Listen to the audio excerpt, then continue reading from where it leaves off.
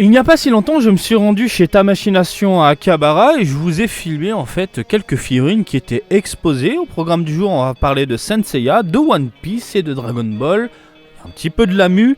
J'arrête de parler, on va directement à l'essentiel, au concret. Bref, let's go. Allez, on commence ici avec Ataru, Eten et bien évidemment Lamu. On parle de Figure Arts Mini. C'est des toutes petites figurines articulées qui sont plutôt bien réalisées.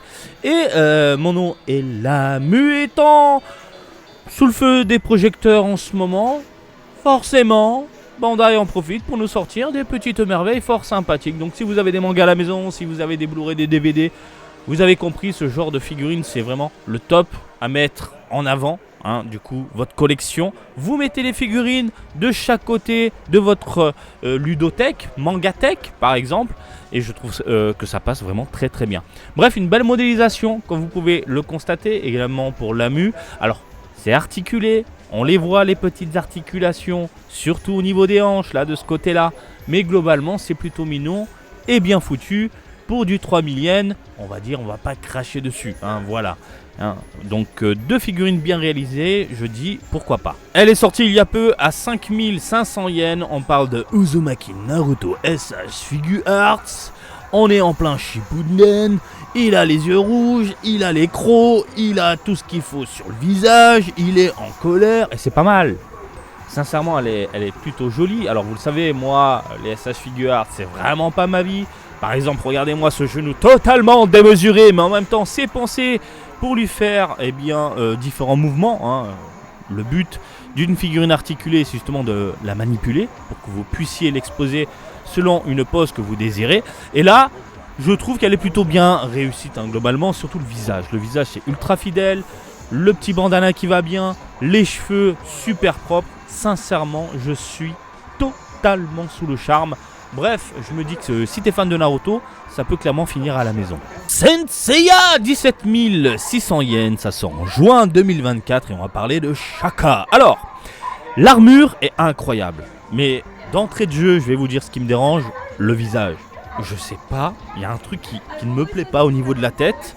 Peut-être les cheveux, peut-être la modélisation du nez, du visage, le nez un poil Pinocchio, mais je suis pas du tout emballé. Les cheveux avec les mèches collées, c'est pas mon délire, mais vraiment pas du tout. Concernant l'armure, elle est tout bonnement incroyable. Franchement, les sculpteurs de chez Bandai, ils ont su réaliser une figurine vraiment très belle. Du côté, regardez, on sent vraiment le côté métallique, doré. On a l'impression de voir de l'or sous les yeux, du 18 carats, ma gueule. Tout est gravé, bien détaillé, modélisé, conçu. Et vous le voyez ici, l'armure posée sur le côté. Mais ça tue. Mais limite, t'as envie d'acheter la figurine uniquement pour faire ça. Ce que j'ai là, sous les yeux. Et puis bon, concernant... tu peux te faire un set, oui, tu te mets les deux côte à côte. Mais franchement, le visage, je suis pas fan, mais globalement, c'est pas mal. Juste pour le plaisir des yeux, je vous ai déjà montré tout ça, mais là, il y a tout. Tous les héros préférés exposés en un seul bloc. Regardez-moi ça avec leur armure d'or. C'est magnifique. En plus, on a les armures exposées sur les côtés. Je trouve ça très très beau. Qu'on aime ou pas, là j'ai envie de te dire, les 5 comme ça. Regardez, hop, je vous fais un gros plan. Ça déboîte clairement, mais vraiment. 7 juillet d'un côté, août de l'autre, 10 000 yens d'un côté, 11 000 de l'autre. On parle de Ace, on parle de Yamato, on parle de Figure Art Zero. On s'adresse aux fans de One Piece. 2 figurines qu'on peut, et vous le voyez, combiner pour avoir une espèce de diorama plutôt sympathique globalement. Par contre, il y a des choses qui ne me plaisent pas. Qu'est-ce qui ne me plaît pas? Par exemple ici les flammes. J'ai l'impression de voir une espèce de bouillie dégueulasse. Il n'y a pas vraiment de travail, mis à part les contrastes. Alors je m'attendais à voir vraiment ce côté ultra léger au niveau des flammes, avec un rendu légèrement transparent, pourquoi pas translucide au niveau des pointes. Mais je trouve ça pas top. Concernant le corps, on est sur un plastique brillant, extrêmement brillant je trouve. C'est pas du tout plaisant. On a heureusement quelques contrastes. Le visage, une forme un peu bizarre. Mais bon, on va dire que le fait que ce soit un peu enflammé dans une pose dynamique, on va dire ça passe. Mais c'est pas non plus la figurine qui te met une claque énorme dans la tronche. Voilà. Concernant la Yamato, on est plus ou moins dans le même esprit. Cependant, comme il y a moins d'effets, c'est un peu plus potable. Le visage par contre est fantastique. Franchement, j'ai rien à dire. Petite jointure au niveau des mèches qui sont légèrement collées. Et les effets, on est sur un plastique prédominant, un poil dérangeant, voilà. Et par contre, il y a un brin de translucidité, ça dit ça en français. On voit légèrement à travers. On va dire c'est un peu mieux réalisé, hein, vraiment de ce côté-là. Mais ce qui me dérange globalement concernant ces deux figurines-là, c'est le plastique ultra prédominant, hein, cet effet plastique pas très plaisant. La massue, ils ont rajouté un petit effet laqué et je ressens pas le côté métallique malheureusement. Les chaînes, c'est pas top hein, au niveau des poignets. Donc voilà. Après, en termes de modélisation, de rendu global et de badassitude, je trouve ça plutôt cool. Mais ils auraient pu faire un tout petit effort supplémentaire au niveau des textures pour apporter ce côté mat et transparent concernant les effets et mat concernant la peau et les vêtements. Donc voilà, par rapport à ma main, je vous montre, c'est quand même ultra imposant, hein, faut de la place. Tu l'as compris, mon ami. Allez, on va parler un peu de Dragon Ball. Et en parlant de bol, on voit bien les balls de Vegeta. Alors, 6600 yens, ça sort le 26 janvier. On parle de SH Figuarts, Vegeta en Super Saiyajin 4.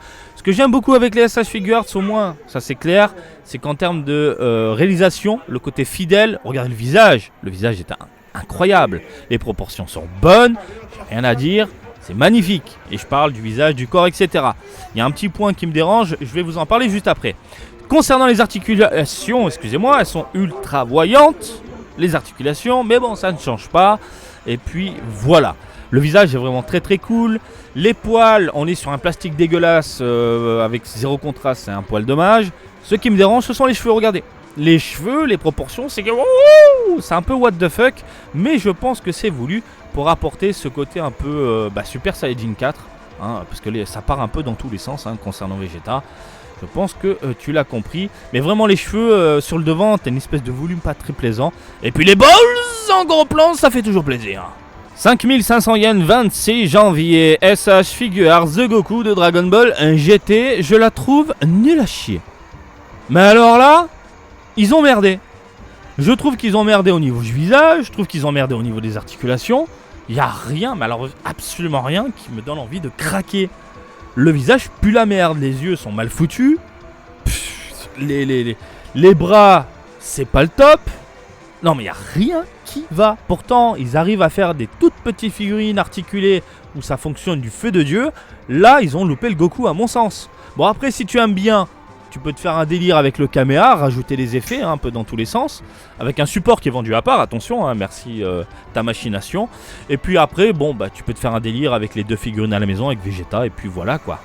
Bon, on est d'accord, globalement il y a quelques figurines sympathiques, mais il y a aussi un peu de bouse. Un peu de bouse, la bouse c'est Goku GT. Je suis désolé, elle est vraiment pas jolie de mon point de vue. Je la trouve, faut pas claquer de thunes dedans, voilà tout simplement. La Naruto par contre, un petit peu au-dessus du lot, en termes de réalisation, c'est ultra fidèle, le visage, tout ça, on est d'accord, ça reste méga propre.